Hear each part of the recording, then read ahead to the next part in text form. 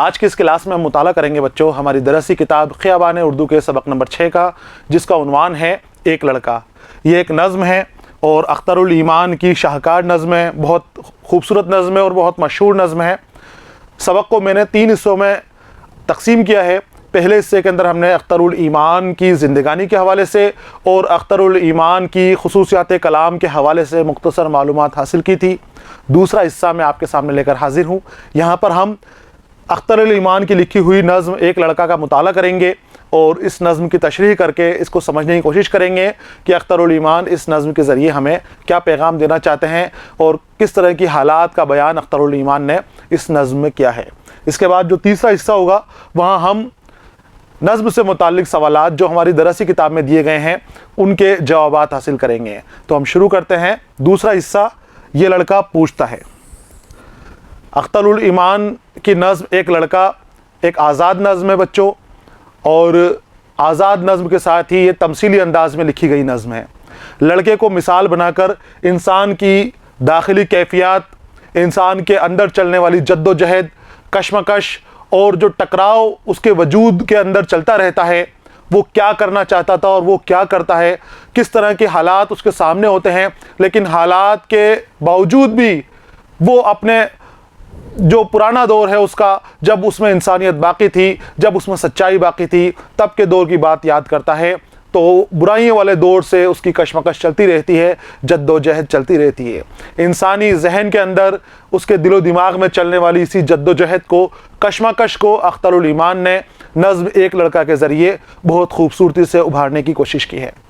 अख्तरुल ईमान का जब हमने तारुफ़ हासिल किया तब मैंने आपको बताया था कि अख्तरुल ईमान के कलाम की ख़ासियत है कि आपका कलाम हंगामा नहीं करता, शोर शराबा नहीं करता, चौंकाता नहीं है, धीरे धीरे असर करता है और धीरे धीरे से एहसास दिलाता है अपने कारी को, और कारी के ऊपर उसकी कैफियत तारी हो जाती है। धीमा धीमा ये एहसास के साथ हमारे ऊपर असर डालता है कलाम। तो बहुत खूबसूरत नज़्म है ये। जब हम इसका मुताला करेंगे तब आप भी समझ जाओगे और आपको भी एहसास होगा कि किस तरह से जादू की कैफियत इनके कलाम, इनकी नज़में करती हैं। तरक्की पसंद शायर थे और अहम तरक्की पसंद शायरों के अंदर आपका शुमार होता है। आपने बहुत बड़े कारनामे अंजाम दिए हैं। मुकालमा निगारी करते थे आप फिल्मों के अंदर, साथ ही आप शायर भी थे और तनकीद भी आप किया करते थे।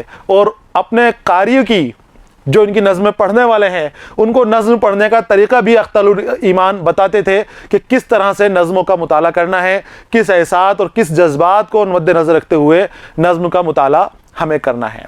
तो हम शुरू करते हैं नज़्म का दूसरा हिस्सा, सबक का दूसरा हिस्सा, जहां हम नज़्म का मुताला करने वाले हैं।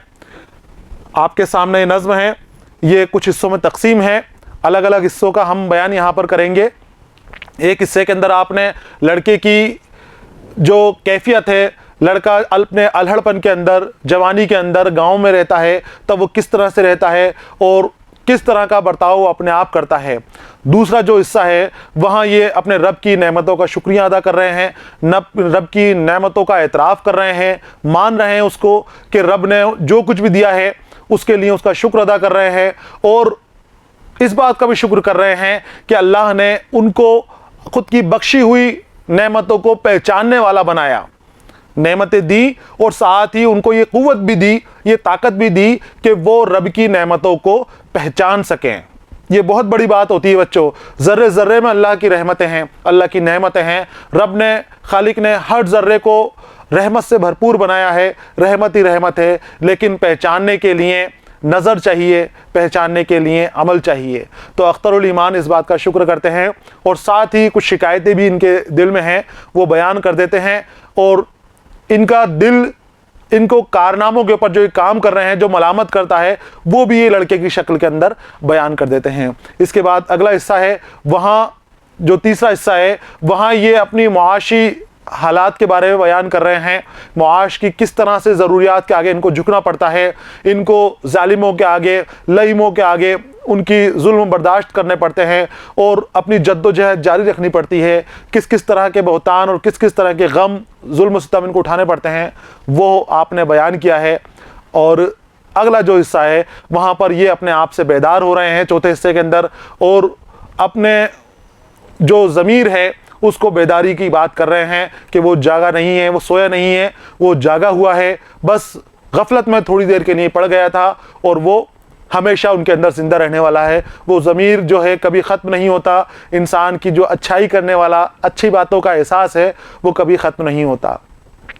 लड़के को तमसील बनाकर आपने पूरी इंसानी कौम को पैगाम दिया है, उसकी जद्दोजहद को आपने जाहिर किया है, नमूदार किया है कि इंसान के अंदर किस किस तरह की बातें चलती रहती हैं। लेकिन फिर भी एक जो नफ्स होता है, एक उनका जो ज़मीर होता है, वो जागा हुआ रहता है। वो उसे हमेशा टोकता है, हमेशा रोकने की कोशिश करता है, बुरे कामों से खींचने की कोशिश करता है, बुरी बातों से खींचने की कोशिश करता है। इंसान कभी अपने लालच के लिए, कभी अपने हवस के लिए, कभी अपनी मुआशी ज़रूरियात से परेशान होकर जो जुल्म सितम करता है, ख़ुद पर भी और दूसरों पर भी, तो वो उसका जो ज़मीर है, जो बेदार हिस्सा है, जो गफलत में है, वो उसे रोकने की कोशिश करता है और बार बार उसको लाना तो मलामत करता रहता है, उस पर तहमत लगाता रहता है और उसे सीधे रास्ते की तरफ लाने के लिए खींचता है, धिक्कारता है उसको और समझाने की कोशिश करता है कि ये तेरे काम नहीं है, तू देख क्या है और तेरी पैदाइश क्यों हुई थी, अपने वजूद को पहचान ले और अपने जो काम करने हैं तुझे, जिस काम के लिए तेरा वजूद है इस दुनिया के अंदर, उन कामों को अंजाम देने के अंदर लग जा। इस तरह से 4 हिस्सों में बांटकर ये नज़्म है। हम चारों हिस्सों को पहले बुलंद ख्वानी करेंगे अलग अलग और उसके बाद उस हिस्से को समझने की कोशिश करेंगे। उसकी तशरीह मैं आपके सामने करूँगा। तशरीह मैं एक बार आपके लिए लिख कर करूँगा और साथ ही बुलंद ख्वानी के बाद मैं आपको इसके साथ ही समझाता हुआ चलूँगा। आपको यहाँ पर समझना है और जो मुश्किल अल्फाज हैं उन्हें अपनी नोटबुक के अंदर नोट कर लेना है। तो हम शुरू करते हैं नज़्म का पहला हिस्सा। देखिए, दयारे शिर्क की आबादियों के ऊंचे टीलों पर, दयारे शिर्क की आबादियों के ऊंचे टीले पर, कभी आमों के बागों में, कभी खेतों की मेंढों पर, कभी झीलों के पानी में, कभी बस्ती की गलियों में, कभी कुछ नीम उरियां कम सीनों की रंग रलियों में, सहरदम झुटपुटे के वक्त रातों के अंधेरों में, कभी मेलों में, नाटक टोलियों में, उनके डेरे में, ताकुब में, कभी गुम तितलियों के सूनी राहों में, कभी नन्हे परिंदों की नहुफ्ता ख्वाब गाहों में, बरहना पाँव जलती रेत यखबस्ता हवाओं में, कभी हमसिन हसीनों में बहुत खुशकाम और दिल रफ्ता, कभी बेजां बगुला सा, कभी पेचां बगुला सा, कभी जो चश्मे खूं बसता, हवा में तैरता ख्वाबों में बादल की तरह उड़ता, परिंदों की तरह शाखों में छुपकर झूलता, मुड़ता मुझे एक लड़का आवारा मंश आज़ाद सैलानी, मुझे एक लड़का जैसे तुंद चश्मों का रवा पानी, नज़र आता है यूँ लगता है जैसे ये बलाए जहाँ मेरा हमजाद है, हर गाम पर हर मोड़ पर जोला उसे हमराह पाता हूँ, ईसाए की तरह मेरा ताक़ुब कर रहा है, जैसे मैं मफरूर मुल्जिम हूँ, जैसे मैं मफरूर मुल्जिम हूँ, ये मुझसे पूछता है अख्तरुल ईमान तुम ही हो। ये था पहला हिस्सा इस नज़्म का। यहाँ हम देखते हैं, देखिए आप, कि दयारे शिर्क की आबादियों के ऊंचे टीले पर। अब मैंने आपको बताया कि मिसाल दी है एक लड़के की, उस लड़के के बारे में बात हो रही है, लेकिन ये ख़ुद की भी बात कर रहे हैं और पूरी कौम को भी आपने इस नज़्म से निशाना बनाया है कि किस तरह के हमारे हालात पहले रहते हैं और जब हम जिम्मेदारियों में फंसते हैं और बड़े होते हैं, जैसे जैसे हम बड़े ओहदों की तरफ जाते हैं, तब हमारा क्या हाल हो जाता है, वो बयान किया है। देखिए, दयारे शिर्क है मशरिक की एक जगह, दयार यानी होता है शहर, तो शिर्क यानी जहाँ से सूरज निकले, मशरिक। मशरिक को हमेशा उम्मीद की नज़रों से देखा जाता है, क्योंकि जो सुकून, जो शांति मशरिक के अंदर है वो कहीं नहीं है, और मशरिक से ही हमेशा उम्मीद लगाई जाती है कि मशरिक से ही वो सितारा बुलंद होगा, वो जवान नमूदार होगा, वो निकलेगा कि जो दुनिया को बदल के रख देगा। मशरिक से बहुत उम्मीदों के साथ देखा जाता है और सुकून भी है। तो ये कहते हैं मशरिक के किसी शहर में, आबादियों के ऊंचे टीलों पर, पहाड़ों की आबादियों के बीच में, कभी आमों के बागों में, कभी खेतों की मेंढों पर, एक लड़का है जो कभी आमों के बागों में नजर आता है, कभी खेतों की मेंढों पर नजर आता है। मेंढ जो खेत के बीच में रास्ता होता है, जो उसकी पगडंडियों के पास जो बने रहते हैं मेंढ, उनकी दीवारें, कच्ची दीवारें, उन दीवारों को, कच्ची दीवारों को मेंढ कहा जाता है। तो कभी बागों के आमों में, कभी खेतों की मेंढों पर बैठा हुआ नजर आता है, कभी झीलों के पानी में, कभी बस्ती की गलियों में, कभी वो झीलों के पानी के अंदर तैरता हुआ नजर आता है, तो कभी बस्ती के अंदर वो लड़का नजर आता है। कभी कुछ नीम उरियां कम सीनों की रंग रलियों में, नीम उरियां आधे नंगे बच्चे जो खेलते कूदते हैं गांवों के अंदर, आपने देखे होंगे, कभी नहाते हुए झील के अंदर, कभी वैसे ही भागम भाग करते हुए, हंसी ठिठोली करते हुए, रंगरेलियां दोस्तों के साथ मनाते हुए। तो ये कुछ नीम उरियां, उरियां का मतलब होता है बरहना, नंगा, तो आधा नंगा, नीम उरियां आधा नंगे बच्चे, कम उम्र के बच्चे, छोटे छोटे बच्चे उधम धाड़ करते हैं, रंगीनियां मनाते हैं अपने दोस्तों के साथ। सहरदम झुटपुटे के वक्त रातों के अंधेरों में, सुबह सुबह के वक्त झुटपटा, जब सूरज निकलने वाला होता है, फज्र के वक्त का वक्त, रोशनी आने से पहले का वक्त, तो सुबह ही सुबह झटपटे के वक्त रातों के अंधेरे में, कभी मेलों में, नाटक टोलियों में, उनके डेरे में, कभी मेलों में नजर आता है, कभी नाटक टोलियों में नजर आता है, और कभी उनके डेरे के अंदर, नाटक टोलियों वालों के डेरे के आसपास बच्चा नजर आता है। ताकुब में, कभी गुम तितलियों के सूनी राहों में, ताकुब का मतलब होता है बच्चों पीछा करना, पीछे पीछे भागना किसी के। तो कभी तो ये तितलियों का ताकुब करता हुआ नजर आता है, तितलियां पकड़ता हुआ नजर आता है, और कभी ये सूनी राहों में खड़ा हुआ चुपचाप नजर आता है।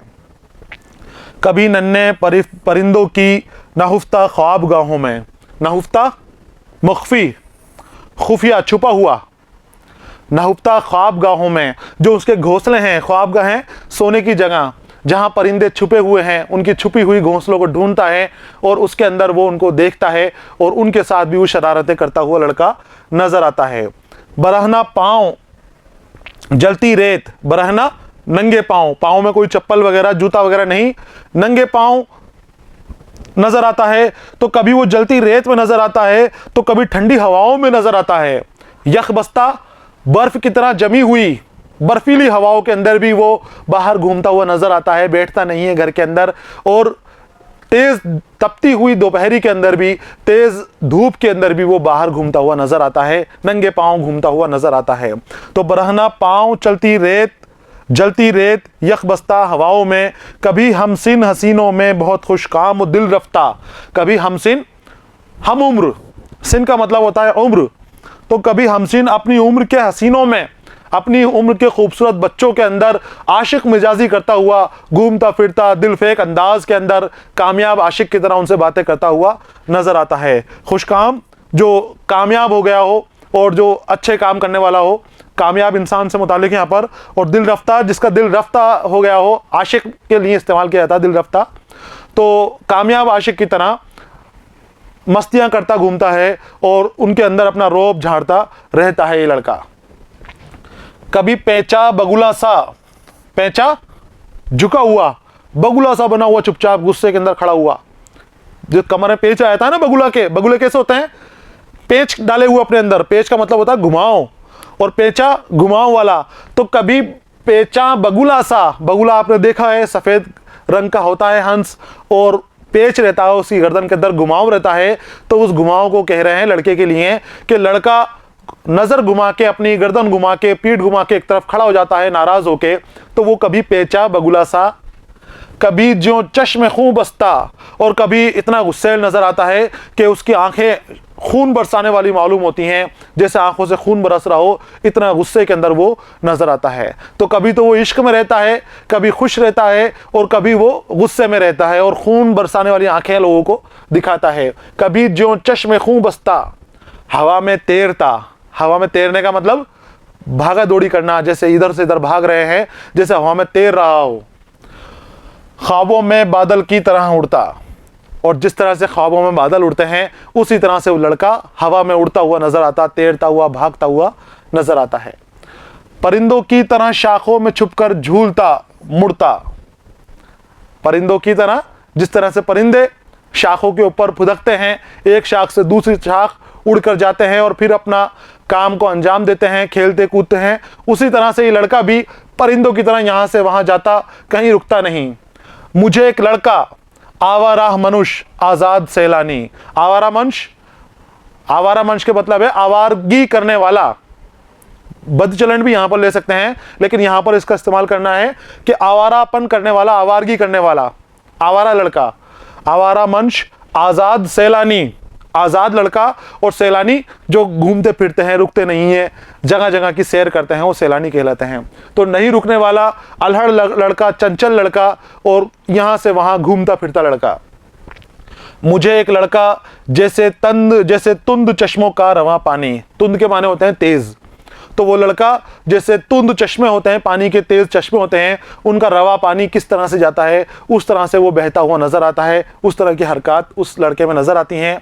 नजर आता है, यूं लगता है जैसे ये बलाए जान, जैसे मेरी जान की बला, बला यानी मुसीबत, ये बलाए जान, जान की मुसीबत वो लड़के के लिए अब अख्तरुल ईमान कह रहे हैं, क्योंकि ये इसका अख्तरुल ईमान का हमजाद ही ये लड़का, उनका हमसाया है ये लड़का, जो उनका बचपन है वही इस लड़के के जरिए वो बयान कर रहे हैं। वो कहते हैं कि बलाए जान यानी मेरी जान की बलाए जो है लड़का, बलाए जान नजर आता है, मेरा हमजाद है, हर गाम पर हर मोड़ पर जोला, हर गाम हर कदम पर हर मोड़ पर, यानी लड़का इनका हमजाद है, ये लड़का खुद इनका बचपन है जो इनके साथ रहा हुआ है, इनके साथ गुजरा हुआ है। तो ये याद कर रहे हैं कि इतना कुछ होने के बाद भी, इतने आगे वक्त गुजर जाने के बाद भी उन्हें आज भी वो लड़का वही शरारतें करता हुआ, वही भागा दौड़ी करता हुआ, उसी तरह की मस्तियां करता हुआ नजर आता है, वही चंचल नजर आता है, वही ईमानदार नजर आता है, वही शौक ही उस लड़के के अंदर इनको नजर आती है। तो ये कहते हैं कि मेरा हमजाद है और ये आज भी हर मोड़ पर, हर कदम पर मेरे साथ है, हर राह के ऊपर मेरे साथ है, हर मोड़ पर जोला, जोला यानी जिस तरीके से पैरों में जंजीरें पड़ी रहती हैं, पैरों की जंजीर की तरह हमेशा साथ रहने वाला, कि जैसे मेरे पैरों की बेड़ियां पड़ी हुई हैं, वो बेड़ियों की तरह ये लड़का मेरे साथ रहता है, मुझे आगे बढ़ने नहीं देता, मुझसे अपने से अलग नहीं होने देता। उसे हमराह पाता हूं ये साये की तरह मेरा, उसे हमेशा जोला जंजीरों की तरह, पैरों में जकड़ी हुई बेड़ियों की तरह मैं उसे अपना हमराह पाता हूं, हमराह साथ चलने वाला। ये साये की तरह मेरा ताक़ुब कर रहा है, साये की तरह मेरा पीछा कर रहा है, लड़का मेरे पीछे भाग रहा है। ताक़ुब यानी पीछा करना, साये की तरह मेरा पीछा कर रहा है, जैसे मैं मफरूर मुल्जिम हूं। जो कहते हैं कि लड़का मेरा ऐसे पीछे कर रहा है साये की तरह कि जैसे मैं मफरूर यानी फरार, भागा हुआ मुल्जिम, मुल्जिम जिसने जुल्म कर दिया हो, जिसने कोई जुर्म किया हो, मुल्जिम है, जुल्म की सजा पाने से पहले जिस पर इल्जाम लगा हुआ, किसी चीज का इल्जाम है, तो वो जुर्म का इल्जाम लगे हुए मुल्जिम जिस तरह से भागता है, तो उस मुल्जिम की तरह मैं, ऐसा लग रहा है जैसे मैं भाग रहा हूं और फरार हो गया हूं और ये मेरा ताक़ुब कर रहा है, मेरा पीछा कर रहा है, इस तरह से वो मेरे पीछे पड़ा हुआ है। ये मुझसे पूछता है और मेरे पीछे पड़ा हुआ है और मुझसे पूछता है, अख्तरुल ईमान तुम ही हो। वो लड़का जो मेरा हमजाद है, हमेशा मेरे आगे पीछे रहता था, वो जो भोला भाला था, जो वो सीधा साधा था, अब आज मैं इस हालात को पहुंच गया हूं कि जब मैं कुछ ऐसे काम करता हूं जो मुझे नहीं करने चाहिए, तो वो लड़का यानी मेरा ज़मीर, यानी मेरा बीता हुआ कल, वो मुझे पूछता है कि तुम वही हो जो कमसिन था, जो भोला भाला था, जो सीधा साधा था, जिसे मकरो फरेब नहीं आता था, जो मस्तियों के अंदर अपना वक्त गुजारता था, क्या तुम वही हो? ये उसका ज़मीर उसको ललकारता है, पूछता है कि अख्तरुल ईमान तुम ही हो? क्या तुम्हें ही अख्तरुल ईमान के नाम से जाना जाता है? क्या तुम्हें ही अच्छे कामों के लिए पैदा किया गया था और तुम इस तरह की हरकत कर रहे हो? तो वो ज़मीर की मलामत इस तरह से उनको दी है, मलामत की वजह से वो रंजीदा यहाँ पर एहसास करते हैं। तशरीह देखिए इसकी, पहले सयाक़ो सबाक़ है यहाँ पर, फिर उसके बाद तशरीह सामने कि एक लड़का अख्तरुल ईमान की आज़ाद नज़्म है जिसमें उन्होंने गांव के लड़के की आदत और उसके कामों का तज़किरा किया है। ये एक आज़ाद नज़्म है और आज़ाद नज़्म क्या होती है ये मैं आपको बता चुका हूँ। हमारे इसी किताब के पहले सबक के अंदर आज़ाद नज़्म के बारे में बताया था मैंने। नज़्म के 4 हिस्से बताए थे और वहाँ आज़ाद नज़्म भी एक नज़्म की किस्म थी, तो वहाँ आपको देखना है कि आज़ाद नज़्म और फिर इस नज़्म का मुताला करना है कि आज़ाद नज़्म किस तरह से है। तो ये आज़ाद नज़्म है जिसमें उन्होंने गांव के लड़के की आदत और उसके कामों का तज़किरा किया है, किस तरह के कामों करता है, क्या उसकी आदत है। और इस नज़्म का मरकज़ी ख्याल एक लड़का है, मरकज़ी किरदार एक लड़का है। अख्तरुल ईमान ने लड़के को तमसील बनाकर इंसान की दाखिली कैफियत और तगय्युर तब्दीली का जायज़ा लिया है। जो इंसान के अंदरूनी ख्यालात होते हैं उनमें क्या क्या तब्दीली आ जाती हैं वक्त के साथ साथ, वो कैसा रहता है और क्या हो जाता है, उन हालात का बहुत खूबसूरती से इस नज़्म के अंदर बयान किया है। आपको याद रखना है, आज़ाद नज़्म है और तमसीली नज़्म है। लड़के को मिसाल बनाकर तमसील बनाकर, तमसीली नज़्म क्या होती है बच्चों, उसमें एक चीज़ की बात करते हुए इशारतन दूसरी ओर इशारा किया जाता है, दूसरी तरफ बात की जाती है। कहा कुछ और जा रहा है लेकिन उसका मफहूम कुछ और होता है। वो लड़का सिर्फ इस्तिआरा होता है, वहाँ पर उसका असल वजूद नहीं होता, वो कुछ और बात उस लड़के के ज़रिए कहना चाहते हैं। तो यहाँ पर ये अपने ज़मीर का कहना चाह रहे हैं, लोगों को उनके फितरों के बारे में बताना चाह रहे हैं, उनके ज़मीर के बारे में बताना चाह रहे हैं कि हमें किस तरह के हालात का सामना करना पड़ता है, हमारी कश्मकश किस तरह से हमें परेशान रखती है। तो वो इंसानी कश्मकश और जद्दोजहद को ही आपने इस नज़्म के अंदर नमूदार किया है। अब इसकी तशरीह देखिए, जो हमने पढ़ा पहला हिस्सा नज़्म का। नज़्म के पहले बंद में अख्तरुल ईमान अपने बचपन को याद कर रहे हैं। वो कहते हैं कि मशरिकी शहर की आबादियों के पास ऊंचे टीले पर एक लड़का नज़र आता है। वो लड़का कभी आम के बाग में नज़र आता है तो कभी खेतों की मेंढों पर नज़र आता है, कभी झीलों के पानी में उस लड़के का अक्स नज़र आता है तो कभी बस्ती की गलियों में वो लड़का घूमता फिरता हुआ नज़र आता है। कभी अधनंगे बच्चों के साथ खेलता कूदता नजर आता है, उनके साथ मस्तियां करता हुआ नजर आता है, तो कभी मेलों में नजर आता है, कभी नाटकों की टोलियों के साथ मस्तियां करता हुआ उनके नाटकों के मजे लेता हुआ नजर आता है, कभी तितलियों का पीछा करते हुए और कभी नन्हे परिंदों से छेड़छाड़ करते हुए नंगे पांव जलती रेत के पर भागते हुए नजर आता है। जब ठंड का मौसम होता है उसमें भी ये उसी हालात के अंदर रहता है जैसे गर्मी के अंदर है, ना इसको ठंड की फिक्र है ना इसको गर्मी की फिक्र है, बस ये अपनी मस्ती के अंदर मस्त है, अपनी रंगीनियों के अंदर मस्त है। इसे कोई ख्वाहिश नहीं है, कोई इस लड़के की तमन्ना अभी तक नहीं है। कभी अपने हमउम्र दोस्तों के साथ खुशियां मनाते हुए इश्क मिजाजी और में मुब्तला नज़र आता है और कभी परेशान गमज़दा नज़र आता है। अख्तरुल ईमान कहते हैं कि वो लड़का कभी बादलों के बीच नज़र आता है और कभी हवा में तैरता हुआ नज़र आता है। अख्तरुल ईमान कहते हैं कि वो लड़का जो उनका हमजाद है, उनका साथी है, वो हर जगह उनका ताक़ुब करता हुआ नज़र आता है, पीछा करता हुआ नज़र आता है और बार बार उनसे यही सवाल करता है कि अख्तरुल ईमान तुम ही हो, वो तुम ही हो जो अपनी पुरानी रविशें भूल चुके हो, पुराना अंदाज़ भूल चुके हो, नए अंदाज़ और नए आहंग में नज़र आ रहे हो। बार बार उनसे यही सवाल करता रहता है। कभी परिंदों की तरह शाखों में झूलता हुआ नज़र आता है। वो बता रहे हैं कि किस किस अंदाज में वो लड़का उनको नज़र आता है, कहाँ कहाँ नज़र आता है। कभी वो परिंदों की तरह शाखों में झूलता हुआ नजर आता है। वो लड़का तेज चश्मों से बहते हुए पानी की तरह यहाँ से वहाँ घूमता हुआ आवारा बना फिरता है। आवारा मनुष्य बताया गया था, आवारा बना हुआ लड़का घूमता फिरता है। उस लड़के को देखकर ऐसा लगता है जैसे ये बलाए जान मेरा हमजाद है, ये हर जगह हर मोड़ पर मेरे पैरों की जंजीर की तरह मेरे आसपास नज़र आता रहता है। जिस तरह से पैरों की जंजीरें होती हैं जो भागने नहीं देती, फरार होने नहीं देती, उसी तरह से वो लड़का अख्तरुल ईमान के कदमों की जंजीर बना हुआ है। वो उनको भागने नहीं दे रहा है, वो उनको फरार होने नहीं दे रहा है, पीछा करता रहता है, साथ साथ चलता रहता है। क्यों चलता रहता है? क्योंकि वो उनकी तरह बनना चाहता है, उनको सही रास्ते पर लेकर आना चाहता है, उनको भटकी हुई रास्ते से रास्ते पर लाना चाहता है। ये साए की तरह मेरा हमराह बना हुआ है, जैसे वो लड़का फरार मुलजिम की तरह मेरा पीछा कर रहा है और ये मुझसे पूछता है कि अख्तरुल ईमान तुम ही हो।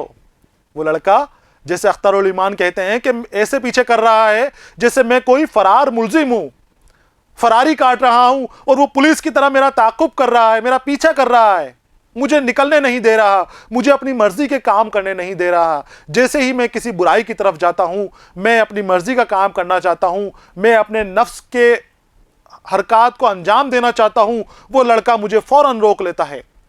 वो मुझे रोकता है, मुझे टोकता है और मुझसे पूछता है कि ये जो तुम काम कर रहे हो, क्या ये काम तुम्हें ज़ेब देते हैं? क्या अख्तरुल ईमान तुम ही हो? क्या वो लड़का तुम ही हो जो बचपन के अंदर सही अदाओं से मासूम था, बोला था, शरीफ था? क्या वो तुम ही हो? ये तुम उसी के कारनामे कर रहे हो, उसी के अंदाज में अपनी ज़िंदगी गुजर बसर कर रहे हो, उसी के अंदाज में ज़िंदगी आगे बढ़ा रहे हो? नहीं, ऐसा नहीं हो सकता। तुम अपने आप को देखो, अपने आप को पहचानो। ये जो अख्तरुल ईमान का पीछा कर रहा है ना लड़का, ये अख्तरुल ईमान का नफ्स खुद है, खुद उनका हमजाद है। ये उनका अच्छा नफ्स है जो उनको अच्छाई की तरफ लेना जाता है। ये उनका ईमान है जो इनको बुराइयों से रोके जा रहा है, और ये मजबूर हैं अपने नफ्स के हाथों, अपनी बुराइयों के हाथों उसकी तरफ जाते हैं और बार बार पीछे मुड़कर देखते हैं कि वो लड़का मुझे देख रहा है। असल में वो लड़का उनका ज़मीर है जो जगाना चाहता है। हम सब का ज़मीर जो हमें गलत कामों से रोकता है वो हमेशा बेदार रहता है। जैसे ही हम किसी बुराई की तरफ जाते हैं, किसी ख़राब काम की तरफ जाते हैं, वो ज़मीर हमें आवाज़ देता है। बस हमें ऐसा जहन चाहिए, ऐसा कान चाहिए कि हम अपने ज़मीर को सुन सकें। हम जब भी बुराई करते हैं वो ज़मीर हमें आवाज़ देता है, अच्छाई की तरफ बुलाने की कोशिश करता है और कहता है कि बुराई से दूर हट जाओ, ये तुम्हारा काम नहीं है, तुम तो ऐसे ना थे, तुम तो इतनी बुराइयां नहीं करते थे, तुम तो ये गलत काम नहीं करते थे, तुम क्यों उसकी तरफ जा रहे हो? आ जाओ, अच्छाई की तरफ आ जाओ। वो ज़मीर हमें बुलाता रहता है। बस वो सोया हुआ ज़मीर ही अख्तरुल ईमान को बुला रहा है, और ये उसको वही लड़का कह रहे हैं कि कहते हैं कि वो लड़का मेरा पीछा कर रहा है, मेरी ज़िंदगी के अंदर दखल अंदाजी करने की कोशिश कर रहा है। आगे आते हैं अगले बंद के अंदर। यहां पर अब ये लड़का आगे बढ़ गया है, अपनी जो गांव की ज़िंदगी है उससे आगे की ज़िंदगी गुजार रहा है। अब ये मुआश की तलाश में शहर की तरफ आ गया है, शहर की ज़िंदगी गुजार रहा है। और यहाँ पर ये शहर में आने के बाद अपने दर्द का इजहार कर रहा है कि क्या दर्द इसको मिला है, गम का एहसास इसको है। पहले ये खुदा की तारीफ़ कर रहा है और उसके बाद अपने दिल का हाल भी ये बयान करेगा इस बंद के अंदर। देखिए, यहाँ भी मैं आपके सामने पहले बुलंद ख्वानी करूँगा और उसके बाद हम इन सभी अशार की एक साथ लेकर आपको तशरीह में आपके सामने लेकर आऊँगा, वहाँ आपको इसको समझना है। देखिए, खुदाए अज़्वजल की नेमतों का मोतरिफ़ हूँ मैं, खुदाए अज़्वजल की नेमतों का मोतरिफ़ हूँ मैं, मुझे इकरार है उसने ज़मीं को ऐसे फैलाया कि जैसे बिस्तरे कमख्वाब हो, कि जैसे बिस्तरे कमख्वाब हो, दीबाओ मखमल हो। मुझे इकरार है ये ख़ैमे अफलाक का साया उसी की बख्शिशें हैं, ये ख़ैमे अफलाक का साया उसी की बख्शिशें हैं। उसी ने सूरज चाँद और तारों को फ़िज़ाओं में संवारा, एक हद फासिल मुकर्रर की। उसी ने सूरज चाँद और तारों को फ़िज़ा में फैलाया और एक हद फासिल मुकर्रर की। चट्टानें चीर कर दरिया निकाले, खाक के असफल से मेरी तख्लीक की, मुझको जहाँ की पासबानी दी। खाक के असफल से मेरी तख्लीक की और मेरी तख्लीक करने के बाद मुझको जहाँ की पासबानी दी। समंदर मोतियों मूंगों से, काने लाल गोहर से, हवाएं मस्त कुन खुशबुओं से मामूर कर दी हैं। हवाएं मस्त कुन खुशबुओं से मामूर कर दी हैं। वो हाकिम कादिर मुतलक है, यकता और दाना है। अल्लाह की तारीफ़ कर रहे हैं। वो हाकिम कादिर मुतलक है, हाकिम है, यकता है और दाना है। अंधेरे को उजाले से जुदा करता है। खुद को मैं अगर पहचानता हूँ उसकी रहमत और सखावत है। उसी ने खुसरवी दी है लईमों को, उसी ने खुसरवी दी है लईमों को मुझे नकबत। उसी ने यावा गोयों को मेरा खाजिन बनाया है। जो भी क्या रब ने किया है कि उसी ने लईमों को खुसरवी दे दी, उसी ने खुसरवी दी है लईमों को मुझे नकबत। उसी ने यावा गोयों को मेरा खाजिन बनाया है। तवनगर हिर्ज़ाकारों को किया दरियूज़ा गर मुझको, मगर जब जब किसी के सामने दामन पसारा है। ये लड़का पूछता है अख्तरुल ईमान तुम ही हो, ये लड़का पूछता है अख्तरुल ईमान तुम ही हो। यहाँ पर हम समझेंगे अब इसको कि क्या कहना चाह रहे हैं, और आपको ये बात का ख्याल रखना है कि जो मुश्किल अल्फाज हैं उन्हें आप लिख लें ताकि आपको समझते वक्त इसमें बाद में परेशानी ना हो। देखिए, खुदाए अज़्वजल के नेमतों का मोतरिफ हूँ मैं। अब ये कहते हैं अल्लाह की नेमतों का एतराफ़ कर रहे हैं। एतराफ़ करना, उसको मानना, कबूल करना कि अल्लाह तूने नेमतें दी हैं, ए मालिक तू ही राज़िक है, तू ही पालने वाला है, तू ही खालिक है, तू ही सबका रब है। उसका एतराफ़ कर रहे हैं, कबूल कर रहे हैं। और मुझे इकरार है, इकरार करते हुए कहते हैं कि मुझे इकरार है उसने ज़मीन को ऐसे फैलाया, ज़मीन को ऐसे फैलाया, कैसे फैलाया कि जैसे बिस्तर कमख्वाब हो, कि जैसे कमख्वाब का बिस्तर हो। कमख्वाब एक रेशम होता है और बहुत कीमती कपड़ा होता है जो रेशम से बनता है, कमख्वाब का कपड़ा जिसको कहते हैं। और जिस ज़मीन को ऐसे फैला दिया जैसे कमख्वाब का वो खूबसूरत कपड़ा फैला हुआ हो, कमख्वाब के बिस्तर की तरह ज़मीन को फैला दिया। कमख्वाब का बिस्तर हो, दीबा हो, व मखमल हो। दीबा ये भी जरी का कपड़ा आता है, बहुत कीमती कपड़ा होता है, और मखमल भी बहुत कीमती कपड़ा होता है। तो जैसे कमख्वाब हो, दीबा हो, मखमल हो, इस तरह के कपड़े की तरह ज़मीन को अल्लाह ने फैलाया है, बिछाया है। फिर इकरार करता है कि मुझे इकरार है ये ख़ैमा-ए अफलाक का साया।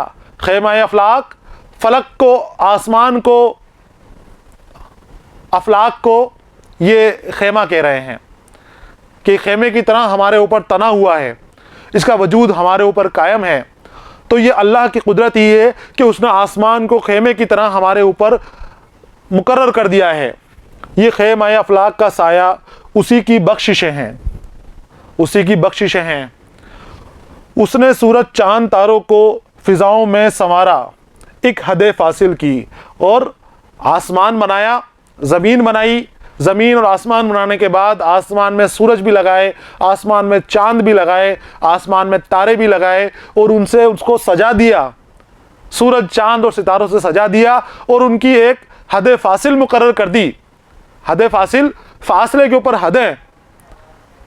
अगर हद फासिल नहीं होती तो कभी सूरज चांद से टकराता, कभी चांद तारों से टकराता, कभी सूरज तारों से टकराता, टकराव होता रहता। लेकिन उसने उनको सबकी हदें मुकर्रर कर दी कि यहाँ से निकलना है और यहाँ जाना है, यहाँ से मशरिक होगी, यहाँ पर मगरिब होगी। वो मुकर्रर कर दी उनकी हदें, फासले पे मुकर्रर कर दिए हैं कि कोई भी किसी के रास्ते पर नहीं आए। तो ये अल्लाह की कुदरत है, उसका निज़ाम है कि किस तरह से उसने इन चीज़ों को जमा दिया कि कभी भी ये एक दूसरे के रास्ते के अंदर नहीं आते, एक दूसरे से टकराते नहीं हैं। अपने बताए हुए रास्ते के ऊपर निज़ाम के मुताबिक ये अपना काम करते चले आ रहे हैं। तो उसी ने सूरज और चांद तारों को फ़िज़ाओं में संवारा, एक हद फासिल मुकर्रर की, उनकी हदें मुकर्रर कर दी फासले के ऊपर कि उसी के ऊपर रहेंगे। और चट्टाने चीर कर दरिया निकाले खाक असफल से, चट्टाने चीर कर दरिया निकाल दिए और खाक असफल से मेरी तख्लीक की। खाक असफल, असफल जिसकी कोई औकात नहीं हो, बिल्कुल नीचा, पैरों से, पैरों में आता हुआ गर्द का, आला बुलंद और असफल पस्त, निचला मुकाम, सबसे निचला, निचले का भी निचला। खाक कहाँ मिलती है? खाक का मुकाम सबसे नीचे है। चट्टानों से, पत्थरों से, मिट्टी से भी नीचे खाक है, जो बिल्कुल मिट्टी से भी रेजा रेजा होती है। उस खाक से इंसान की तख्लीक की। अल्लाह की कुदरत देखो कि खाक से इंसान को बना दिया और इंसान को अशरफुल मखलूकात कहकर उसको सबसे ऊपर तरजीह दे दी।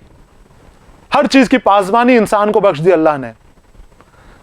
जो खाक है, जिसका कोई वजूद नहीं है, जिसका कोई मुकाम नहीं है, उससे इतने बुलंद मुकाम का इंसान पैदा कर दिया।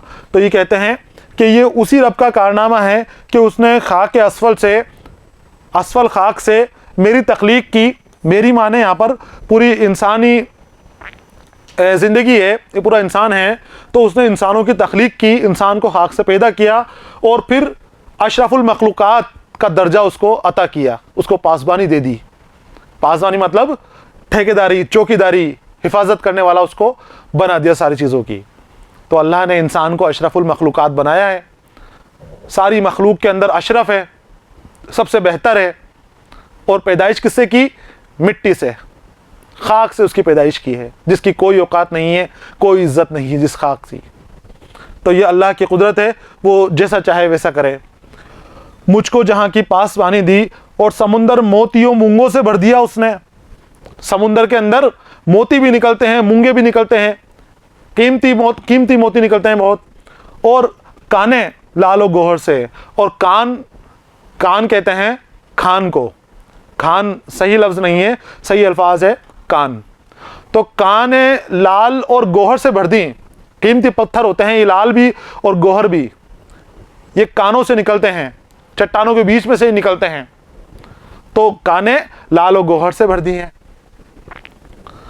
हवाएं मस्त कुन खुशबुओं से मामूर कर दी हैं, और जो हवाएं चलती हैं वो बहुत मस्त हवाएं हैं, खुशबुओं से मामूर, खुशबुओं से मुअत्तर हवाएं चलती हैं इस दुनिया के अंदर। जो भी उसने बनाई हैं वो हर चीज़ अपने निज़ाम के मुताबिक काम कर रही है, और हर चीज़ की अपनी अहमियत है। वो हाकिम कादिर मुतलिक है, यकता और दाना है। हाकिम हुक्म देने वाला, सबका मालिक, कादिर मुतलिक है। कादिर मुतलिक सबसे बड़ा, उसके बाद कोई बड़ा नहीं है। वो जो आज़ाद है, जिसको कोई कैद नहीं कर सकता, जिसको कोई काबू में नहीं कर सकता। और वो कादिर सिर्फ एक कादिर है, रब्बे ज़ुल जलाल है वो कादिर, अल्लाह रब्बुल इज़्ज़त है वो कादिर, कि जिसके बाद कोई कुदरत नहीं रखता है। तो वह हाकिम कादिर मुतलिक है, यहाँ पर हर चीज़ पे कुदरत रखने वाला से मफहूम है। यकता है, यकता यानी एक, जिसके बाद कोई नहीं है। यकता और दाना है, दाना मतलब अक्लमंद है। सबसे बड़ा अक्लमंद वही है, वो अकेला भी है, वो यगाना भी है, वो यकता भी है, और वही कादिर मुतलिक भी है। हर चीज़ के ऊपर वो कुदरत रखता है। अंधेरे को उजाले से जुदा करता है, और उसी की ताकत है कि अंधेरे और उजाले के अंदर फासला मुकर्रर कर दिया गया है। दोनों एक दूसरे के अंदर मिलते नहीं है। अंधेरा ख़त्म होता है तो उजाला आता है, और उजाला ख़त्म होता है तो अंधेरा आता है। उनकी भी हद मुकर्रर कर दी है, फासला मुकर्रर कर दिया है। तो अंधेरे को उजाले से जुदा करने वाला भी वही है। और ख़ुद को मैं अगर पहचानता हूँ, अख्तरुल ईमान कहते हैं कि ख़ुद को अगर मैं पहचानता हूँ, उसकी रहमत और सखावत है। सखावत बख्शिश, और रहमत और रहम। अगर मैं अपने आप को पहचानता हूँ कि मैं क्या हूँ, मैं अपने वजूद के बारे में जान रहा हूँ, और खुदा की इन नेमतों को पहचानने वाला मुझे बताया है, तो ये उसी का रहम है, ये उसी की बख्शिश है कि उसने मुझे ये इनायत की है, ये क़ुव्वत मुझे इनायत की है कि मैं उसकी नेमतों को पहचान सकूँ, मैं अपने आप को पहचान सकूँ। तो अगर पहचानता हूँ, उसकी रहमत और सखावत है। उसी ने खुसरवी दी है लईमों को मुझे नकबत। नकबत यानी गरीबी, ख्वारी, ज़िल्लत, बेइज्जती, और खुसरवी बादशाही, अमीरी, दौलतमंदी, खुसरवी, शाही, शाहाना। और लईम का मतलब होता है लालची, बदमाश, ख़राब किस्म के लोग, बदअमालियाँ करने वाले लोग, जिनका कोई वक़ार नहीं है, कोई इज़्ज़त नहीं है, उस तरह के लोग। तो ये कहते हैं कि ये जो ज़मीन और आसमान बनाने वाला रब है, ये उसी की कुदरत है जो उसने बनाए हैं, कि उसने चांद और तारे बनाए, रात और दिन बनाए, और उनके निज़ाम मुकर्रर किए कि किस मुताबिक वो काम करेंगे। और ये उसी की ही दी हुई, उसी की बख्शी हुई चीज़ है कि उसने लईमों को, बदमाश किस्म के लोगों को, बेइज्जत और जलील किस्म के लोगों को खुसरवी दी है, बादशाह बना दिया, शाही ओहदे अता किए उनको, और मुझे नकबत यानी कि मुझे गरीबी दी।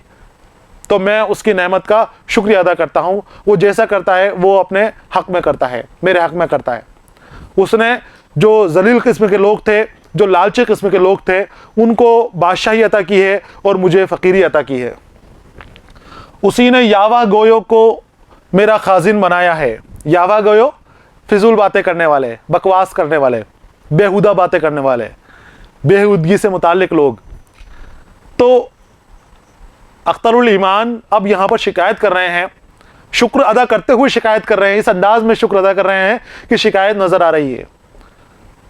और वो कह रहे हैं कि सभी बख्शिशें उसी का नतीजा है, और उसी ने ही जो है लालची किस्म के लोगों को शाहाना बनाया है, उन्हें शाही रुतबा अता किया है, उन्हें अमीर बनाया है, दौलतमंद बनाया है, और यावा गयो को, बेहुदा बातें करने वालों को मेरा खाजिन बनाया है।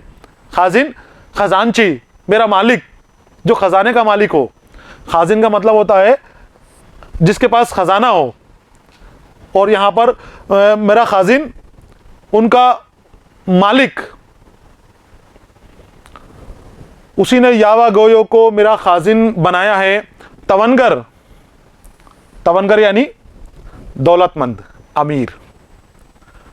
तवनगर हिर्जाकारों को किया, हिर्जाकारों यहां भी यही माने हैं, बेहुदा बातें करने वाले, बदतमीज लोग, ना अहल लोग, ना काबिल लोग।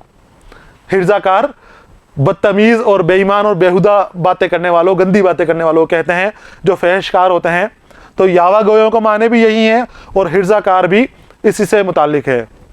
तो तवनगर यानी दौलतमंद, अमीर, अहल। तवनगर हिर्जाकारों को किया, ये अल्लाह की कुदरत ही है कि उसने हिर्जाकारों को अमीर कर दिया, तवंगर कर दिया। दरियुजा गर मुझको, दरियुजा गर भीख मांगने वाला, दर दर पर भटक कर अपनी मुआशी ज़रूरतें पूरी करने वाला, हर किसी के आगे हाथ फैलाने वाला। तो यह कहते हैं अख्तरुल ईमान कि अल्लाह की कुदरत ही है कि उसने मुझे फ़कीर बनाया है, मुझे दर दर मांगने वाला, भटकने वाला बनाया है, और मेरा मालिक उन बेईमान लोगों को बना दिया है, उन जालिम लोगों को मेरा मालिक बना दिया है, बेहुदा और फहश बातें करने वालों को दौलत से नवाज दिया है। तो फिर वो कैसे इंसाफ करेंगे, कैसे मैं सीधे रास्ते पर चलूं? मगर जब किसी के सामने दामन पसारा है, और जब भी ये लोग मेरे मालिक बना दिए हैं, ये हिर्जाकार, ये यावा गो जो है मेरे मालिक बना दिए गए हैं, इनको तवनगर बना दिया गया है। अब मुझे जब ज़रूरत पड़ती है तो मैं इनके आगे हाथ फैलाता हूं, तो मेरा ज़मीर मुझे मारता है, मेरा ज़मीर मुझे रोकता है, मेरा ज़मीर मुझे टोकता है कि ये तू क्या कर रहा है, किसके आगे हाथ फैला रहा है? तो अख्तरुल ईमान है, तो वही अख्तरुल ईमान है जो बचपन के अंदर अच्छे काम करता था, जिसका ऊंचा मकार था, ऊंचा मेयार था। कि अख्तरुल ईमान तुम ही हो? ये वही लड़का फिर उसको पूछ देता है, फिर उसको रोक देता है। अब यहां पर ये लड़का फिर से उसको रोक रहा है, फिर से उसको मलामत कर रहा है। ये लड़का वही जो इसका ज़मीर है। तो ये आज हमारी माशी ज़रूरतों के लिए ज़रूरी भी हो गया है कि इस तरह के लोगों को हमारे मुआशरे के अंदर अमीर कर दिया है, अमीर बन गए हैं, जो दौलतमंद हैं, जो पैसे के ऊपर रोक लगाए हुए बैठे हैं, दबाए हुए बैठे हैं माल, वो ज़्यादातर जालिम हैं, ज़्यादातर मक्कार हैं, फरेबी से कमाया हुआ उनका माल है। लेकिन आज इंसान की मजबूरी हो गई है कि उनके आगे जाके हाथ फैलाना पड़ता है, उनके आगे रोना पड़ता है, उनको अपनी मुआशी ज़रूरियात बतानी पड़ती है, उनसे काम मांगना पड़ता है। तो उसी जज्बात को, उसी एहसास को अख्तरुल ईमान ने बहुत खूबसूरती से पैदा किया है कि ज़रूरत है, इंसान मुआश के लिए, अपने बच्चों के लिए कुछ भी करने के लिए तैयार रहता है। उनकी मुआशी ज़रूरतें पूरी करने के लिए, रोज़ी रोटी के लिए वो भागता फिरता है। और फिर ऐसे लोगों की भी उसे गुलामी करनी पड़ती है जो नामाकूल किस्म के लोग हैं, जो लालची किस्म के लोग हैं, जो बेहुदा बातें करने वाले हैं, जो बदअमाल लोग हैं। उनकी गुलामी करनी पड़ती है, उनके ताबे में रहना पड़ता है और उन्हीं के आगे दामन फैलाना पड़ता है। तो वो मजबूरी में दामन भी फैलाता है, वो उनके ताबे में भी रहता है, वो उनकी गुलामी भी करता है, वो उनकी नौकरी भी करता है, लेकिन हमेशा उसका ज़मीर जिंदा रहता है। उसके अंदर वो लड़का जिंदा रहता है जो उसका बचपन है, जो उसकी सच्चाई है। वो उसे टोकता है, वो उसे मलामत करता रहता है, वो उसे पूछता रहता है कि जो तुम हाथ जोड़ रहे हो, ये तुम हाथ फैला रहे हो, क्या तुम सही लोगों के आगे हाथ फैला रहे हो? क्या तुम अपनी मुआशी ज़रूरियात को सही तरीके से पूरी करने की कोशिश कर रहे हो? हमेशा उसको मलामत करता रहता है, हमेशा उसको जलील करता रहता है, पूछता रहता है कि तुम अख्तरुल ईमान ही हो, तुम ही वो लड़के हो, तुम ही ईमानदार हो। इस तरह की बात हमारे सामने पेश आती रहती है। तो ये लड़का पूछता है अख्तरुल ईमान तुम ही हो। ये हो गया दूसरा बंद यहाँ पर हमारा मुकम्मल। इसकी भी हम तशरीह करेंगे और समझने की कोशिश करेंगे। मैंने आपको समझाया है, आपको फिर बता दूं कि मुश्किल अल्फाजों को आपको लिख लेना है और समझने की कोशिश करनी है। समझोगे तो तशरीह आपको यहाँ से उतारने की ज़रूरत नहीं रहेगी, आप खुद तशरीह कर सकते हो, आप खुद उसकी तशरीह को बना सकते हो।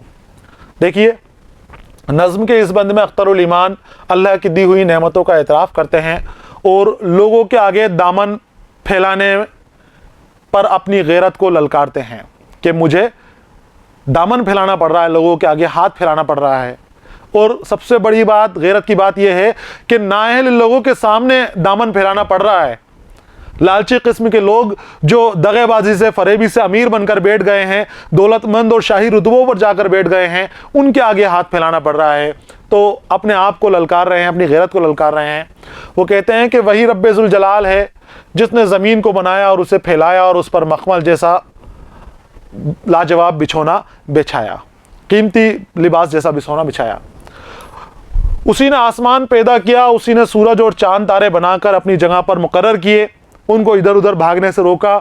और वही परवरदिगार है जिसने चट्टाने चीर कर दरिया निकाले, इंसान और हैवान बनाए, समंदर बनाए, बेशकीमत लालो गोहर बनाए, समंदर बनाए, उसमें से मोती निकाले, उसमें से मूंगे निकाले, चट्टाने बनाई, पहाड़ बनाए, कानें बनाई और उन कानों में लाल और गोहर पैदा किए। खुशबू से मुअत्तर हवाएं चलाई, उसी ने रात और रात के बाद निकलने वाला खूबसूरत दिन बनाया। ये अल्लाह रब्बुल इज़्ज़त की बख्शिश ही है और रहमत का ही फैज़ है कि मैं उसकी उन नेमतों को पहचानता हूँ। उसकी नेमतों को पहचानना भी उसके फैज़ की निशानी है, उसकी रहमत की निशानी है। इस रब ने ही कंजूसों को बादशाही दी है और मुझे ज़िल्लत और बदकिस्मती से नवाजा है। उसी ने नामकूल और बदबख्त किस्म के लोगों को मेरा हाकिम मुकर्रर किया है।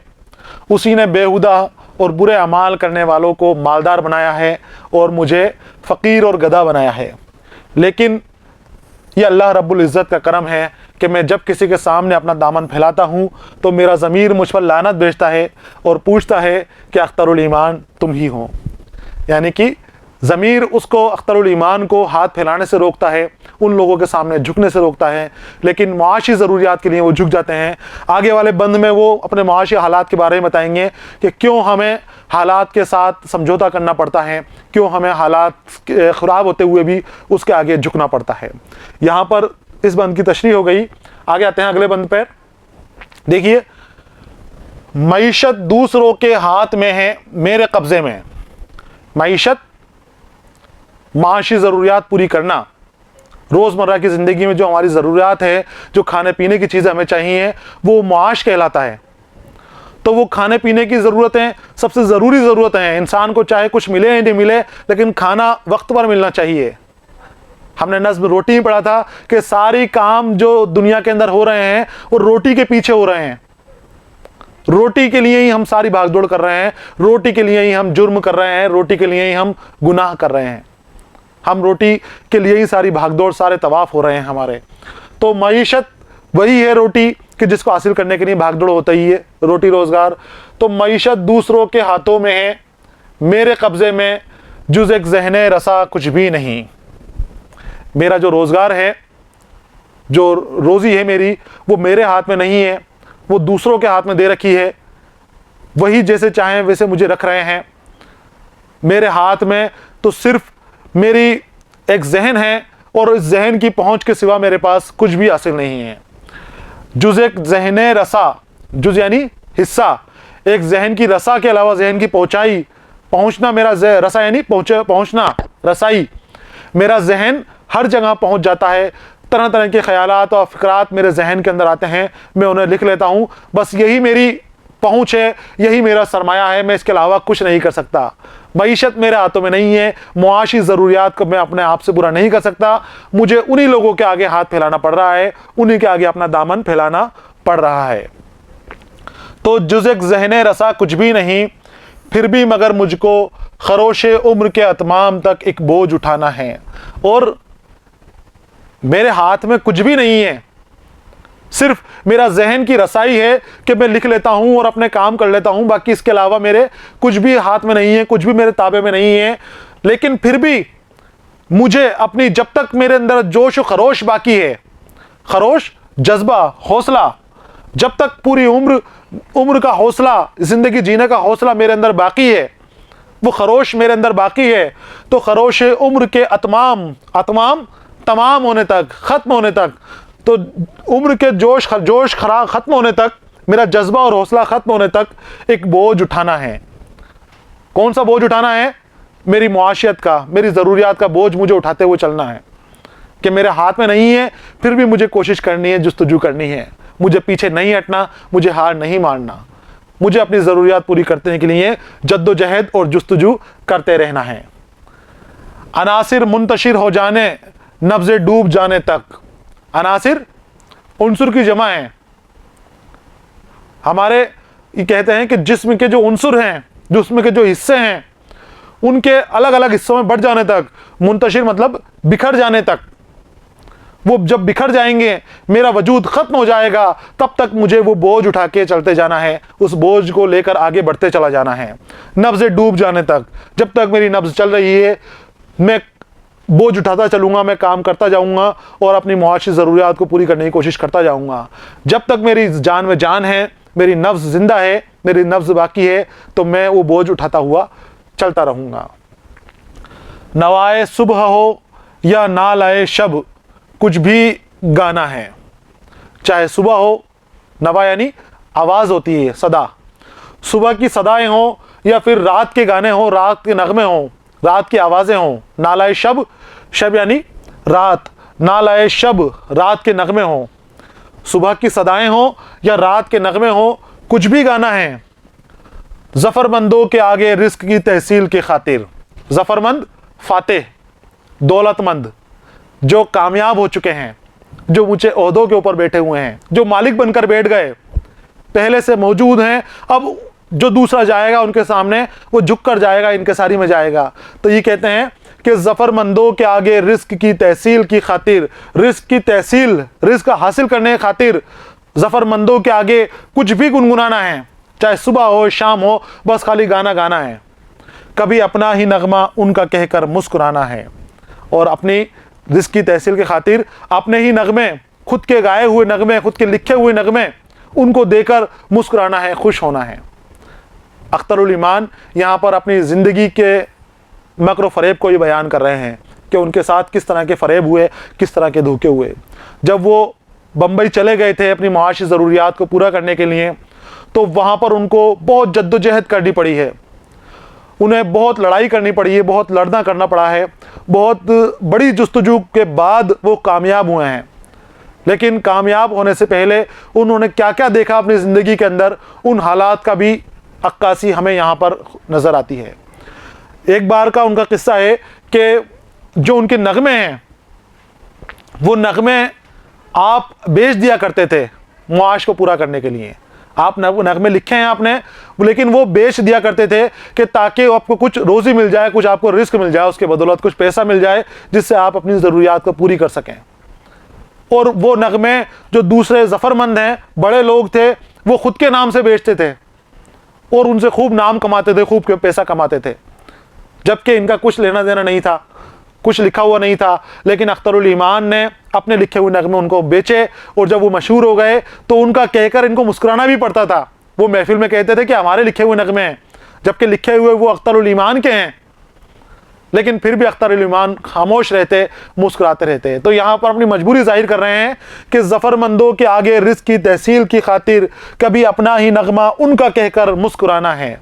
सिर्फ रिस्क के लिए खामोश रहे कि और खुद का नगमा उनको दे दिया, वो अपना कहकर वाहवाही लूट रहे हैं और ये खामोश खड़े हुए देख रहे हैं। वो खामा सोजी शब बेदारियों का जो नतीजा है, खामा सोजी, खामा यानी कलम, रात रात भर जाग कर जो कलम के ज़रिए आपने अपने ख़यालात का इजहार किया, जो नगमे लिखे, जो आपकी मेहनत का सबूत था, उनका क्या हश्र हुआ, उसे एक खोटे सिक्के की तरह सबको दिखाना है। रात की मेहनत, मशक्क़त के बाद लिखे गए नगमे, और बहुत खूबसूरत नगमे, वो आप जब आप कामयाब नहीं थे, कोई आपको जानता नहीं था, तो अलग अलग लोगों के दरवाजे के ऊपर जाते थे, जैसे कोई खोटा सिक्का लोगों को दिखा रहे हैं, जबकि वो नगमे इनके खरा सोना होते थे, लेकिन खोटे सिक्के की तरह दर दर पे अलग अलग जगह ले जाकर दिखाते थे कि देखो ये मेरा कुछ काम मिल जाए, मुझे कुछ काम मिल जाए।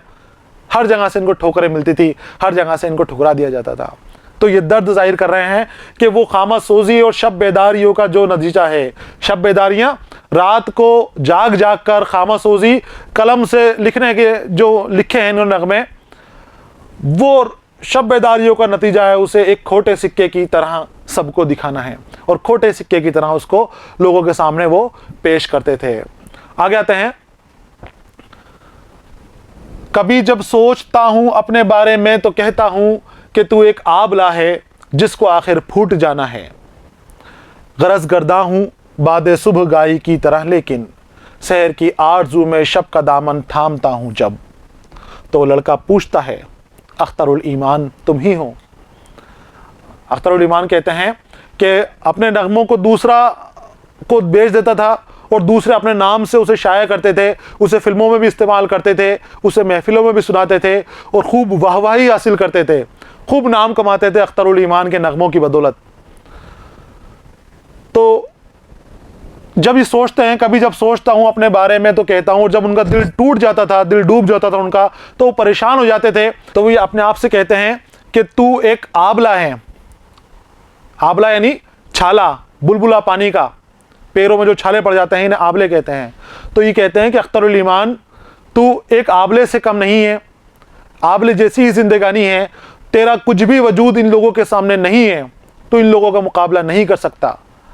जो फाते हैं, जो अमीर बने हुए बैठे हैं, जो दौलतमंद बन गए हैं, जो इन सब चीज़ों के मालिक बने हुए हैं यहाँ पर, तो उनका मुकाबला नहीं कर सकता। जैसे आबला फूट कर ख़त्म हो जाता है, वही तेरी ज़िंदगानी का हाश होने वाला है। तू भी एक दिन नेस्तनाबूद हो जाएगा, तू भी एक दिन ख़त्म हो जाएगा।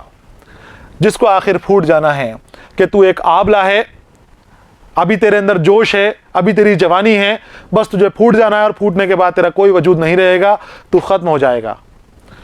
गरज गर्दा हूँ बाद सुबह गाही की तरह, लेकिन गर्दा धूल से भरा हुआ, धूल में चलने वाली। तो ये कहते हैं कि मैं सुबह की हवा जो चलती है, जो बादे सबा चलती है, ठंडी हवाएं जो चलती हैं सुबह के वक्त, उन हवाओं की तरह मेरा वजूद है। मैं चलता रहता हूँ और सुबह के इंतज़ार में आगे बढ़ता रहता हूँ कि मैं गरज गर्दा हूँ बाद सुबह गाही की तरह, लेकिन शहर की आरज़ू में शब का दामन थामता हूँ। जब वो सुबह की हवा चलती रहती है, ठंडी हवा चलती है, लेकिन वो हवा रात के दामन को सुबह के दामन के साथ जोड़ती है। वो रात से चलती है हवा और दिन की तरफ चलती है। तो ये कहते हैं कि मैं भी उस हवा की तरह हूँ, उस ठंडी हवा की तरह हूँ जो रात के अंधेरे में चलती है और शब की बेदारी के अंदर ही निकल जाती है, दिन के साथ ही बाहर आती है। लेकिन जब मैं भी यही कोशिश करता हूँ शहर की आरज़ू में कि मेरे भी अच्छे दिन आएंगे, मेरा भी अच्छा वक्त आएगा और मैं अपने पुराने लोगों को, उन लोगों के साथ को रिश्ता जोड़ने की कोशिश करता हूँ, उन लोगों से अपना कारोबार जारी रखने की बात करता हूँ, तो मेरे अंदर का लड़का फिर मुझे टोकता है। वो पूछता है, ये लड़का पूछता है, अख्तरुल ईमान तुम ही हो। शहर की आरज़ू में शब का दामन थामता हूँ जब। शहर की आरज़ू यहाँ से मुखातिब है, शहर की आरज़ू के माने आपने बताए हैं, ये इस्तिआरा है। शहर का मतलब है आपके अच्छे दिन, आपकी खुशियों वाले टाइम, और जब आपके गुजर बसर ठीक ढंग से होगी उन दिनों का आपने शहर कहा है। और शब मतलब बताया है, शब का दामन, उन बुरे लोगों का दामन, उन गद्दार किस्म के लोग, लालची किस्म के लोगों का दामन आप क्यों थाम रहे हैं? क्या कि आपकी ज़िंदगी खुशहाल हो सके।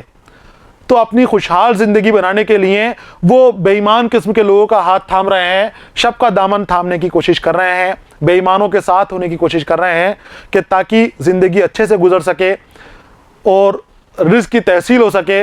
लेकिन इनका ज़मीर गवारा नहीं करता, ज़मीर फिर इनको रोकता है, फिर इनको टोकता है और वो कहता है कि अख्तरुल ईमान तुम ही हो। फिर से उनको याद दिलाता है कि तुम क्या हो, ये सोचो, तुम बुराई की तरफ क्यों जा रहे हो, बुरे आमालों की तरफ क्यों जा रहे हो, बुरे लोगों से क्यों हाथ मिला रहे हो।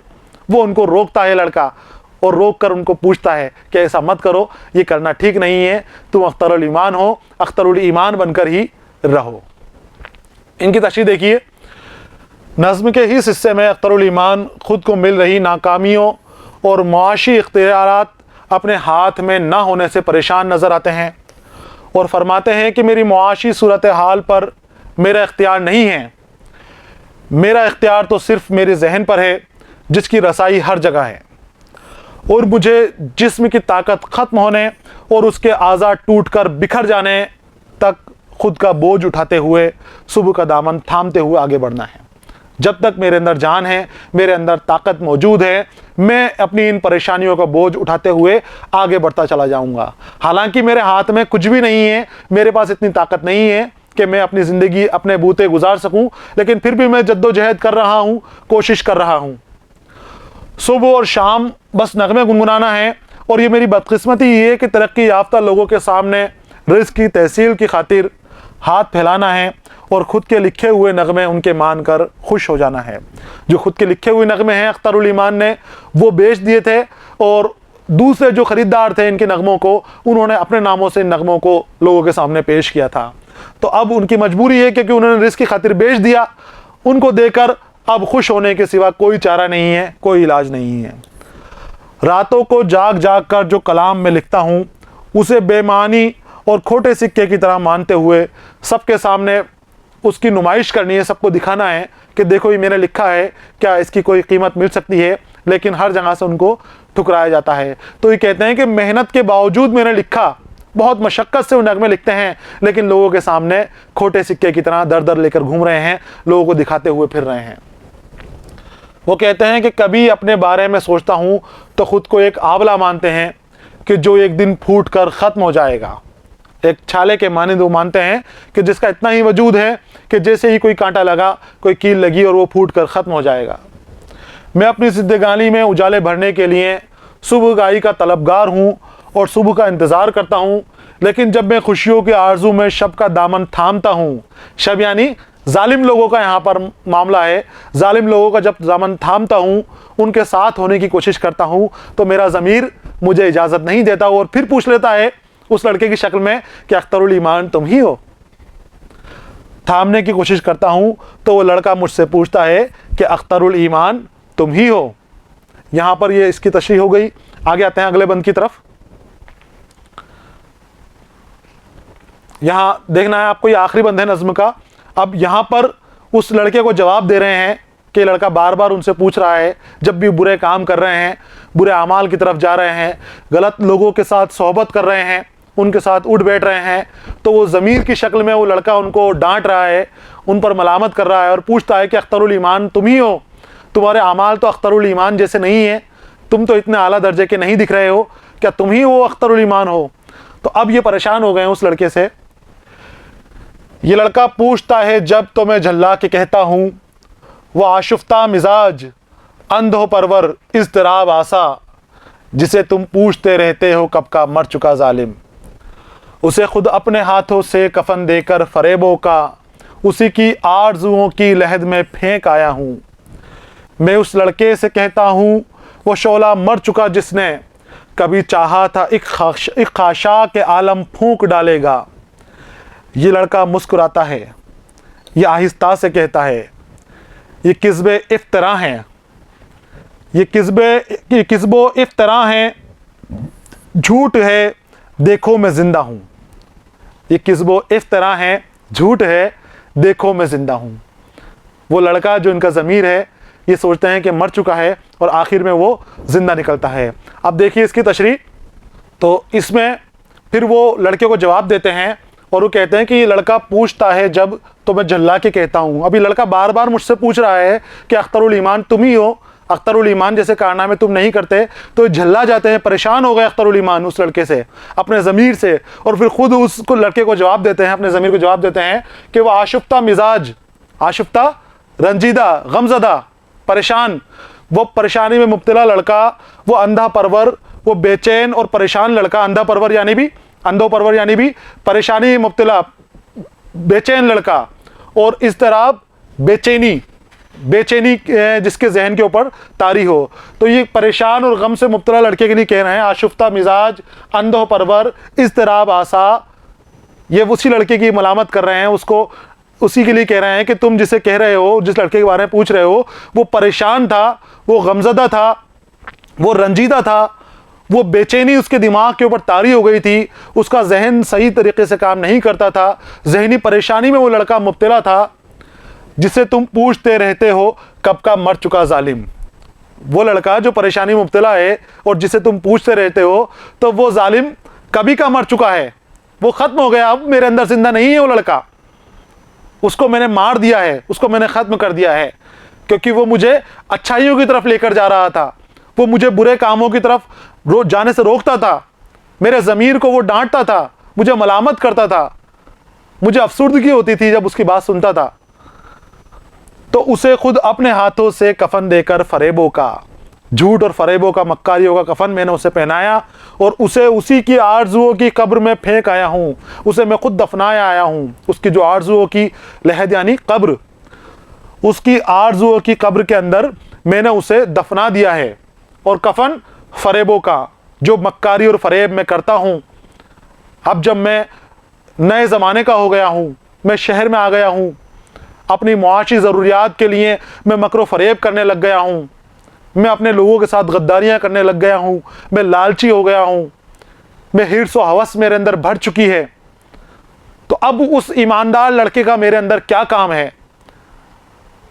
उसके जागे हुए ज़मीर का मेरे अंदर क्या काम है? मैंने उसे अपने मकर फरेब के जाल में लपेट कर, उसको कफन पहनाकर फरेब का, और उसको उसकी आरजुओं में के कब्र में दफनाया हूँ।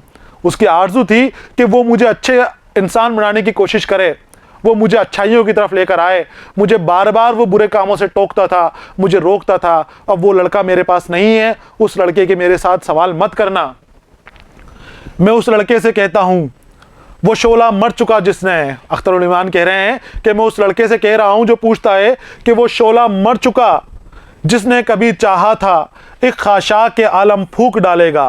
खाशाक कचरा, बुरे लोग, बुरे अमाल, बुरे फेल, बुराइयाँ। खाशाक आलम, आलम में जितनी भी बुराइयाँ फैली हुई हैं, बदअमालियाँ फैली हुई हैं, जो गलत ऐब लोगों के अंदर भरे हुए हैं, तो वो लड़का ही कहते हैं कि मर चुका जिसने चाहा था कि कभी इस दुनिया से बुराइयां ख़त्म कर देगा। जब हम जवान रहते हैं, जब हम छोटे रहते हैं, जब हमारे अंदर मकर फरेब अपना घेरा नहीं बनाता है, हम बेईमान नहीं होते हैं, तो हमारे मन में जज्बा रहता है कि हम अपनी अच्छाइयों की बदौलत पूरी दुनिया को बदल डालेंगे, हम दुनिया से बुराइयों को ख़त्म कर देंगे, जुल्म और सितम को सफाया कर देंगे। लेकिन जब हम आगे बढ़ते हैं और ख़ुद उस जुल्म सितम के अंदर उन बुराइयों में घिर जाते हैं, तो हम हार मान लेते हैं। इसी कश्मकश को खूबसूरती से दिखाया है, जद्दोजहद को खूबसूरती से दिखाया है कि वो लड़ता था लड़का, इनका ज़मीर इनसे लड़ता था कि बुराइयों की तरफ ना जाओ, बुराइयों से दूर रहो। जब ये जवान थे तो इनमें जज्बा था दुनिया को बदलने का, लेकिन खुद भी बुराइयों के लपेटे में आ गए। और फिर ये कहते हैं कि मैंने खुद ने उस लड़के को मार दिया है, अब मैं अच्छाई की तरफ जाने वाला नहीं हूँ। वो जो लड़का जो आलम के खाशाक को ख़त्म करना चाहता था, दुनिया की बुरे ऐबों को, बुराइयों को ख़त्म करना चाहता था, वो लड़का जो फूंक डालेगा, ये लड़का मुस्कुराता है। अब ये कहते हैं कि वो शोला मर चुका है जो दुनिया को फूंक डालने वाला था, आलम की बुराइयों को ख़त्म करने वाला था, वो नहीं है। तो वो लड़का मुस्कुरा उठता है। अब वो लड़का मुस्कुरा के इनकी तरफ जवाब देता है, वो मुस्कुराने लग जाता है कि जो मैं बातें कर रहा हूँ, जो बता रहा हूँ। वो कहता है, या आहिस्ता से कहता है, वो मुस्कुरा रहा है और आहिस्ता से कहता है, ये किस्बो इफ्तरा है, झूठ है, देखो मैं जिंदा हूं। मैंने उसको बताया कि वो लड़का मर चुका है, नहीं है, तो वो हंसता है कि नहीं तुम झूठ कह रहे हो। वो लड़का मुस्कुराता है और आहिस्ता से कहता है कि ये किस्बे इफ्तरा हैं। किस्बे यानी झूठा बहतान, झूठी लाना, झूठा इल्ज़ाम, झूठी बात। बहतान, इफ्तरा यानी भी बहतान। तो ये कहते हैं कि झूठी बात है, बहतान है, इल्ज़ाम है, इसमें सच्चाई बिल्कुल भी नहीं है, ये ख़राब बात तुम कर रहे हो, ये झूठ बात कर रहे हो। देखो मैं ज़िंदा हूँ, देखो मैं ज़िंदा हूँ। कौन? ये वही लड़का ज़िंदा है जो पूछ रहा है बार बार, जिसको तुम समझ रहे हो कि मर चुका है। ये इसमें अब हालात के लिए लड़ने की क़ुव्वत नहीं है, लेकिन वो हमारे अंदर ही ज़िंदा है, हमारे अंदर ही वो लड़का खड़ा हुआ है, और हमारे अंदर से ही वो पूछता था बार बार कि अख्तरुल ईमान तुम ही हो। और अख्तरुल ईमान सोचते थे कि मैंने उस लड़के को मार दिया है, जबकि वो बार बार उनको रोक रहा है, बार बार उनको टोक रहा है, बार बार उनको जगाने की कोशिश कर रहा है। लेकिन वो लड़का जो सोचते थे अख्तरुल ईमान के ख़त्म हो गया है, हम सोचते थे कि हमें बुराइयों से रोकने वाला कोई नहीं है, हम बुराइयों की तरफ आ गए, हम जुल्म सितम की तरफ आ गए और हम जुल्म सितम करते हैं, अपने ज़मीर की आवाज़ नहीं सुनते। तो बच्चों, ज़मीर की आवाज़ हमें सुननी चाहिए। हमारा ज़मीर हमेशा सच बोलता है, हमारा दिल हमेशा सच बोलता है, और वो सोता नहीं है, थोड़े वक्त के लिए गाफिल हो जाता है, लेकिन वो फिर से जब बेदार होता है तो हमें अपनी तरफ, अच्छाइयों की तरफ खींचने की कोशिश करता है। हम सोचते हैं कि हमारा ज़मीर मर चुका है, ख़त्म हो चुका है, या बुराइयां करने वाले का ज़मीर मर चुका है, लेकिन वो मरता नहीं है, वो उसी के अंदर ज़िंदा रहता है, उसी का हमज़ाद होता है, हमेशा उसके साथ रहता है। जिस तरह से इंसान के पास अच्छाई और बुराई दोनों के फरिश्ते रहते हैं, उसके साथ पैदा होते हैं, उसके साथ ही मरते हैं, एक बुराई की तरफ लेकर जाता है, एक अच्छाई की तरफ लेकर जाता है। उसी तरह से हमारा ज़मीर भी हमें बुरे कामों की तरफ जाने से रोकता है, बुराइयों की तरफ जाने से रोकता है। ये हमारे ऊपर है कि हम उसकी आवाज़ कब सुनते हैं, कब उसको समझने की कोशिश करते हैं। तशरीह देखते हैं इसकी। नज़्म के इस हिस्से में अख्तरुल ईमान खुद के जारी हालात का हवाला देते हैं और वो कहते हैं कि जब ये लड़का इस तरह के सवाल पूछता है तो मैं गुस्सा हो जाता हूँ। वो उस लड़के का जवाब देते हैं कि वो परेशान, रंजीदा, गमज़दा लड़का जिससे तुम हमेशा पूछते रहते हो, वो कब का मर चुका है। इस दुनिया में उस लड़के के साथ जो फरेब, जुल्म और मक्कारियाँ की हैं, उसे उन्हीं मक्कारियों और फरेबों के कफन में लपेट कर उसकी आरज़ुओं की कब्र में दफन कराया हूँ। और इस लड़के से कहता हूँ कि उस लड़के में एक शोला था जिसकी बदौलत वो पूरी कायनात को फूंक डालना चाहता था। यानी वो लड़का उस कायनात की सूरत बदलना चाहता था। वो अब कुछ नहीं कह सकता, वो हालात से परेशान होकर मायूस और नाउम्मीद हो गया है। वह मर चुका मतलब नाउम्मीदी है, मायूसी है कि उन्होंने छोड़ दिया है करना। लेकिन शायर कहते हैं वो लड़का मरा नहीं है, वो लड़का खुद उन्हीं में ज़िंदा है। वो उनका हमजाद था। उम्मीद कभी मरती नहीं है, इंसान कभी मायूस नहीं होता है। सिर्फ खुद को समझाने के लिए झूठ बोला जाता है और मायूसी का लबादा उड़ा जाता है, लेकिन आखिर में अंदर से वो लड़का ज़रूर मुस्कुराता है और मुस्कुरा कर कहता है कि मैं ज़िंदा हूँ। वो ज़िंदा कौन है? वो हमारा ज़मीर है। अगर हम नाउम्मीदी की तरफ चले गए, मायूस हो गए, तो वो ज़मीर आवाज़ नहीं लगाएगा। अगर हमारे अंदर उम्मीद ज़िंदा है, हमारे अंदर मायूसी से लड़ने की ताकत है और हमारे अंदर बुराइयों को दूर करने की ताकत है, तो वो लड़का भी हमारे अंदर ज़िंदा है और वो सभी के अंदर वो लड़का हमेशा ज़िंदा रहेगा। बच्चों, यहाँ पर ये सबक मुकम्मल हो गया है। अख्तरुल ईमान की शाहकार नज़्म है। असर ज़रूर हुआ होगा आपके ऊपर भी इस नज़्म का। मैंने आपको कहा था कि अख्तरुल ईमान हंगामा नहीं करते, धीमा असर आपकी नज़्म का होता है, धीमे धीमे असर करती है। तो इस नज़्म में भी धीमे धीमे आपके ऊपर ज़रूर असर किया होगा और कैफियत आपके ऊपर भी तारी हुई होगी इस नज़्म की। एक बार फिर आपको इसको पढ़ना है किताब के अंदर अपने, और यहाँ जो मुश्किल अल्फाज आपने लिखे हैं उन्हें देख कर समझना है और नोटबुक में इसको उतारने की कोशिश करनी है। यहाँ पर सबक का दूसरा हिस्सा मुकम्मल हो गया है। तीसरे हिस्से के साथ में फिर आपके सामने हाजिर रहूँगा। तब तक के लिए इजाज़त दीजिए। पढ़ते रहिए, खुश रहिए। अलविदा।